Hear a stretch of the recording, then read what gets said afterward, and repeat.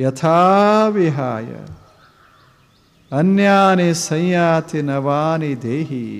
ಒಂದು ಅಂಗಿ ತಂದ ಹಳಿ ಅಂಗಿ ಹಿಂಗೆ ಬಿಟ್ಟು ಹೊಸ ಅಂಗಿ ಹಾಕದಂಗೆ ನಾವು ದಿನ ದಿನ ದಿನ ಹೊಸ ಹೊಸ ಆಲೋಚನೆಗಳನ್ನು ತೊಡಬೇಕು. ಹೊಸ ಜೀವನ ಶುರುವಾಗಬೇಕು. ನಿನ್ನೆಯ ಜೀವನ ನಿನ್ನೆ, ಇಂದಿನ ಜೀವನ ಇಂದ ತರಬಾರದು. ತಂದರೆ ಇದು ಹಳಿದಾಗ್ತದೆ. ನಾವು ನಿನ್ನೆ ಜಗಳ ಮಾಡಿರ್ತೇವೆ, ಇಂದ ಜಗಳ ತರಬಾರದು. ಎದ್ದು ಕೂಡಲೇ ಹೊಸಬರಾಗಿರಬೇಕು. ನಿನ್ನೆ ಜಗಳ ನಿನ್ನೆ, ಇಂದು ಮತ್ತೆ ಅವ ಭೇಟಿಯಾದರೆ ನಮಸ್ಕಾರ ಅನ್ನಬೇಕು. ಅದಕ್ಕೆ ಜೀವನ ಅಂತಾರೆ.